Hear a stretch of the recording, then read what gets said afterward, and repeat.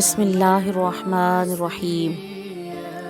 الحمدللہ، دین اسلام ایسا خوبصورت دین ہے کہ جس میں زندگی کے ہر شعبہ کے حوالے سے رہنمائی موجود ہے۔ چنانچہ ناپاکی کی حالتیں روزے میں اس کے حوالے سے بھی دین میں بہت ہی اہم رہنمائی موجود ہے۔ جمہور ائمہ کے نزدیک اگر کوئی شخص حالت جنابت میں صبح صادق کے بعد تک رہے تو اس صورت میں اس کا روزہ صحیح ہوگا، البتہ اتنا ضرور ہے کہ وہ دن نکلنے سے پہلے نہا لے تاکہ فجر کی نماز پڑھ سکے۔ اگر اس وقت غسل نہ کیا تو گناہگار ہوگا اور روزے میں بھی کراہت ہوگی۔ حالت حیض و نفاس میں عورت روزہ نہیں رکھے گی اور حیض و نفاس کی مدت ختم ہو جانے کے بعد اس پر ان دنوں کے روزوں کی قضا واجب ہے۔ جیسا کہ سیدہ عائشہ صدیقہ رضی اللہ تعالی عنہا فرماتی ہیں کہ حضور نبی کریم صلی اللہ تعالی علیہ وآلہ وسلم ہمیں حالت حیض سے پاک ہونے پر روزوں کا حکم فرماتے تھے۔ تو معلوم ہوا کہ حالت حیض میں ماہ رمضان کریم کے جو روزے مس ہو جاتے ہیں اس کی قضا دوسرے دنوں میں دوسرے مہینوں میں ضرور رکھنی چاہیے اور یہ واجب ہے۔ اسی طرح صحابیہ معاذہ عدویہ رضی اللہ تعالی عنہا سے روایت ہے کہ انہوں نے سیدہ عائشہ صدیقہ رضی اللہ تعالی عنہا سے پوچھا کہ کیا بات ہے کہ حیض میں عورت روزے کی قضا تو کرتی ہے، یعنی حائضہ عورت جب پاک ہو جائے تو پھر اس کے لیے حکم ہے کہ وہ روزہ کی قضا کرے، لیکن نماز کی قضا نہیں۔ سیدہ عائشہ صدیقہ رضی اللہ تعالی عنہا نے فرمایا کہ یہ عارضہ ہمیں لاحق ہوتا تھا، پھر ہمیں روزے قضا کرنے کا حکم ہوتا مگر نماز قضا کرنے کا حکم نہ ہوتا۔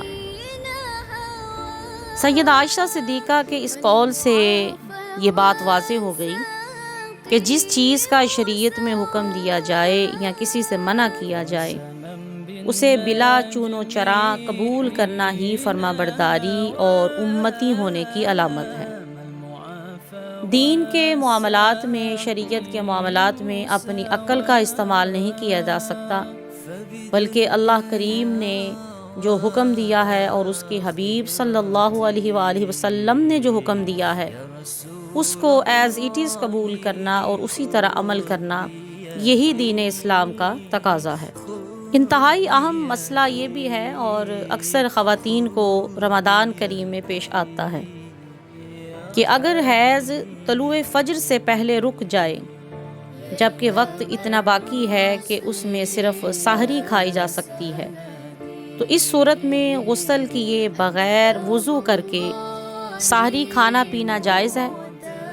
سحری سے فراغت کے بعد غسل میں تاخیر نہیں کرنی چاہیے۔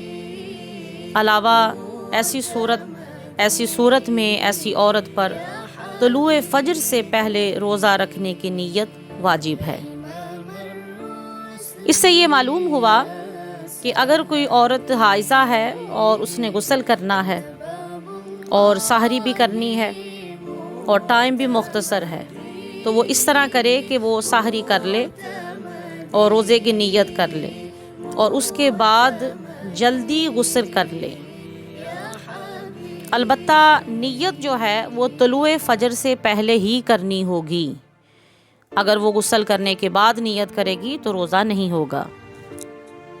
ایک اور انتہائی اہم مسئلہ کہ اگر افطاری سے چند منٹ پہلے عورت حائضہ ہو جائے تو کیا روزہ ٹوٹ جاتا ہے؟ جی ہاں، اگر صبح صادق کے بعد غروب آفتاب سے چند منٹ پہلے تک کسی بھی وقت عورت حائضہ ہو جائے تو روزہ ٹوٹ جائے گا اور بعد میں پھر اس کی قضا واجب ہوگی۔ نیکسٹ سوال یہ کیا جاتا ہے کہ حاملہ اور دودھ پلانے والی خواتین کے بارے میں شریعت میں کیا حکم ہے؟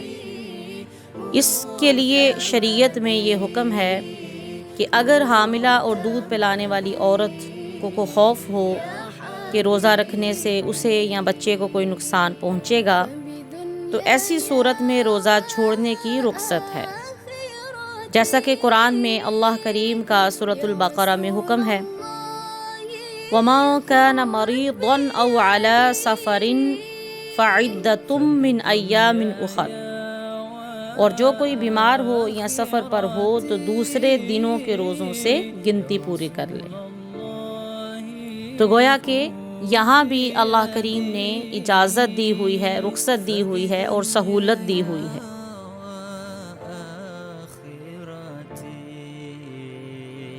یا رسول اللہ